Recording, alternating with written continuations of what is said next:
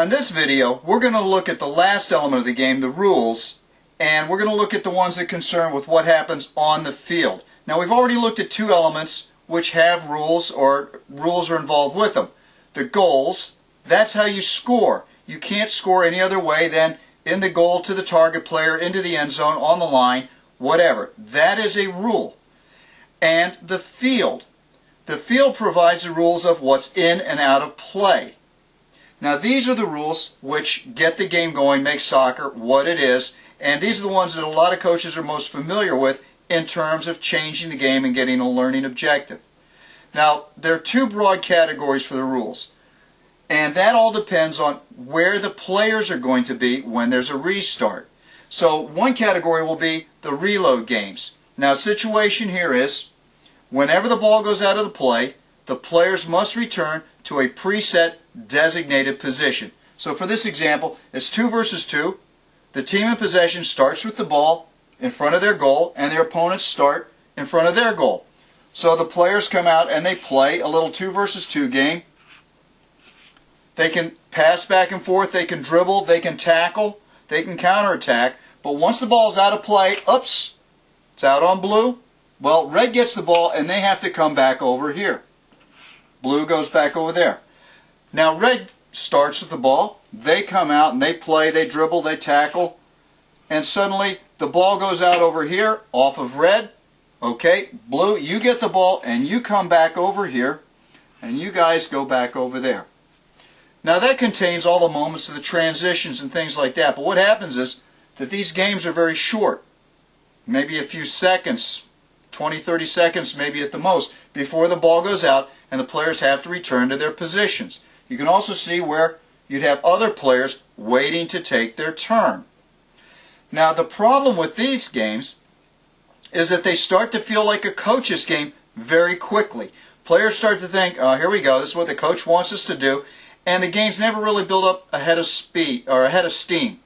They never really get going, because as soon as the players are involved in the game, they have to go back and reload their positions. The upside to these games is that you can get to those mini moments every time you restart the game. Whatever it is you want, you make that the situation where we're going to start at that moment. So you have a back line that can't handle the ball in the air from a goalkeeper's punt. Every time the ball starts, you have your back line back up and the goalkeeper punts the ball. The game goes from there. So it's a balance that you have to strike between what you want to get at and the price you're going to pay in terms of the player's interest. Now the other form of the game is just a free-form game, and that's the game everyone's used to here. When the ball goes out of play, okay, it's over here. Well, we'll bring it over here, and we don't care where we are. The players can be absolutely anywhere. There's no downtime, no lag in between when the ball leaves the field or when there's an infraction and the game restarting. So free-form games are a lot more like regular games. You don't have to limit how the player plays the ball in. You can still get these mini moments here. You can say, okay, the mini moment is player's choice restart. Do you pass or do you dribble? Or maybe you have a situation where the coach plays a ball in. Every time the ball goes out of play, the coach plays a new ball in, and they put the ball up in the air and the players have to battle for it and do whatever. So you still have many moments involved off of the restart. Now the next element of the rules is going to be when you put a limiting factor in the game, and that's going to be when you have the limiting factor is on both teams. Examples of that are two-touch, where the players can only touch the ball twice. There you want to get a situation where the players are dribbling. Or the ball cannot stop. You cannot let the ball die. So both teams, when the players get the ball, they must keep the ball moving. Limiting factors mean you must do something or not do something in order to do something else. So in two-touch, you cannot touch the ball more than twice. Alright, if you do that, it goes to the other team. So that's a way of influencing the game by putting in the rules something that the teams need to do. You recognize a problem in the team, something you want to work on, and you make that rule the focus of the game. Now you can use the rules to equalize a disparity between the teams. Here's an example, 4 blue against 3 red. So you tell blues, okay, before you score, you need to make 3 passes, hold the ball. With reds, you don't need to make 3 passes.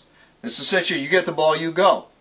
So if you have a player or two that really dominate in your practices or your training sessions, you may need to make an adjustment within the game to get a balance between the teams. So equalizing rules generally apply to just one team or even one player.